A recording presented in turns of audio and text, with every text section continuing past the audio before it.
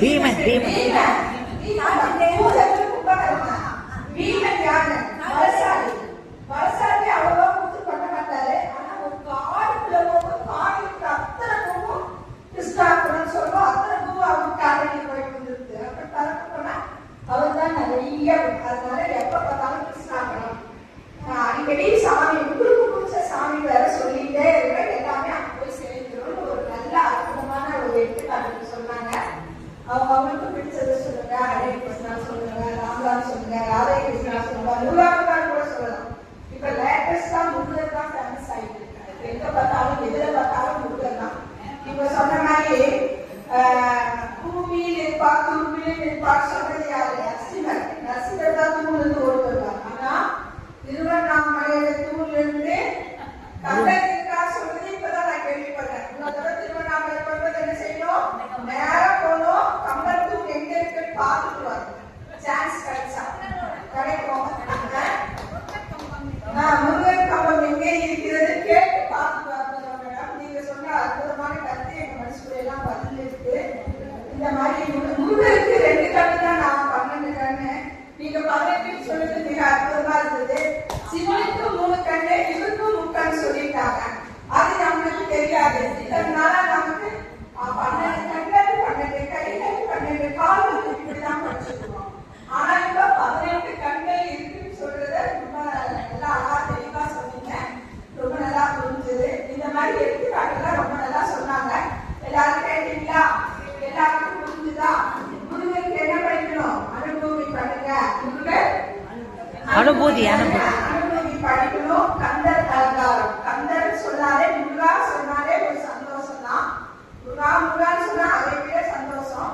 அப்புறம் அதை குடும்பம் எத்தனை சந்தோஷம் வரும். அடிக்கடி கந்த சஷ்டி போடுவாங்க. திங்கள் செவ்வாய் எல்லாம் கந்த சஷ்டி போட்டு அதுவும் கட்டிட்டு தான் இருக்காங்க. நாம எல்லாம் ஒரு காலத்துல இருந்துச்சிருந்தோம் காவி.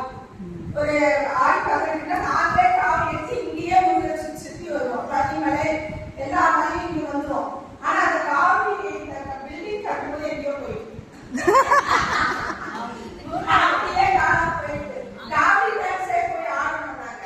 6 காவி தயார் பண்ணி 6 பேர் காவி வச்சுக்கிட்டு பாலபிஷேகம் ஆவின் மகளிர் சங்கத்துல போய் காவி ஆடமே நாங்க ஆடிட்டு ரொம்ப அற்புதமா ஆடணும். அதுக்கு நல்ல பிரைஸ் எல்லாம் கொடுத்தாங்க காவி ஆடுறதுக்கு. அந்த காவி எல்லாம் தெரியும் எல்லாம் கட்டுறேன்னு சொல்லி எல்லாம் ஒரு இடத்துல போட்டு இனிமேல் தான் நம்ம ஒரு காவி தயார் செய்யணும். எங்களுக்கு ஒரு ரெகுலரா ஒரு மேன் வந்தாரு. அவரு ஒரு முருகன் டாக்டர். அவருனா பால் காவி, பன்னீர் காவி எடுத்துட்டு போவாராமா, பூ காவி. அவருடைய காவியை எங்களுக்கு கொடுத்தாரு. வச்சுக்கிட்டு அழகா பெரிய காவி. அதை வச்சுதான் இங்க எடுத்து நாங்க சுத்திட்டு இருந்தோம். இப்ப அது எங்க இந்த மாதிரி முருகனுடைய பெருமைகள் எல்லாம் நல்லா அற்புதமா எடுத்து போய் நம்ம மண்டையில ஏற வச்சு நாமளும் முருகான்னு சொல்லுங்க. ராமராம் எழுதுற மாதிரி முருகான் கூட எழுதலாம்.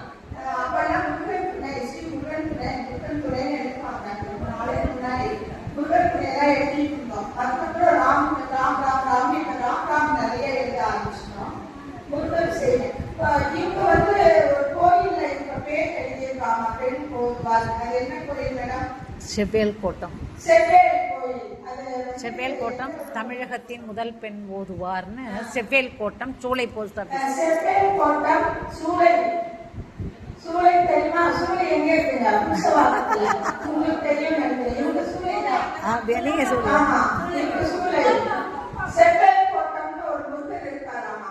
அங்க அற்புதமான முருகராமா. அங்க இருக்கிற கல்வெட்டுல இவங்க பேர் அருள்மொழி முதல் பெண் ஓதுவார்னு இவங்க பேர் இருக்காங்க. ஒரு நாளைக்கு வேணா நாம ஒரு மேப் புக் பண்ணிட்டு அங்க இருக்கிற முருகரை போய் பார்த்துக்கலாம். நாங்க படையோட போவோம். கண்டிப்பா வாங்க. ஒரு 20 பேர் படையோட போய் முருகரை பார்த்துட்டு வரலாம். அங்க நிறைய கங்காதீஸ்வரர், அப்புறம் நிறைய கோயில் இருக்கு. சிதம்பரேஸ்வரர் கோயில், கங்காதீஸ்வரர் கோயில், சிதம்பரேஸ்வரர் இருக்காரு. கங்காதீஸ்வரர்,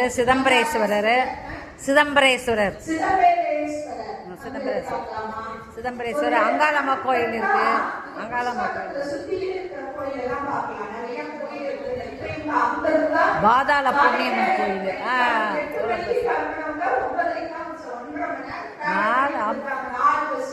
ஆமா எத்தனை பஸ்? 4 பஸ். அதே ஓலாவா ஊபரா இருந்தா 1500 கேட்பாங்க. அப்படிதானே மேடம்? 1500 ரூபாய் கேட்பாங்க ஓலா. இவங்க 4 பஸ் மாதிரி பொறுமையா ஏறி வந்திருக்காங்க. கடைசியில இங்க வந்து இறங்கி எங்கிட்ட யாராவது இருக்கான்னு கேட்டாங்க. யாரும் இல்லை நம்மகிட்ட. உடனே ஒரு ஸ்கூட்டர் கார் வந்து அழகா அற்புதமா முன்னரே வந்து இறக்கி விட்டு போயிட்டாங்க. முன்னரே வந்து இறக்கி விட்டு போயிட்டாங்க. ஏன்னா அவரு கண்ணனை பத்தி முருகரை பத்தி பேச வேண்டாங்கன்னு தெரிஞ்சு முருகர் எடுத்து கொடுத்துட்டேன். Okay madam, thank you. இந்த மாதிரி அருள்மொழி மேடம் விடாப்பியா ஒரே காலில் நின்று இன்று நாளைக்கு வாங்கினாங்க. இன்னைக்கு நமக்கும் ஃபங்க்ஷன் இல்லை, நாளைக்கு நாளைக்கெல்லாம் ஃபங்க்ஷன் இருக்கு. அதனால இன்னைக்கு உங்களுக்கு அமைஞ்சிருக்கு மேடம். ரொம்ப தேங்க்யூ. ரொம்ப நன்றி. இந்த நாளாக இந்த ஆசை இன்னைக்கு நிறைவேறிருக்கு. ரொம்ப நாளைக்கு அப்புறம் இன்னைக்கு வந்து அற்புதமா முருகரை பத்தி பேசுறதுக்கு நம்ம விக்ராந்தி சார்பாக ஒரு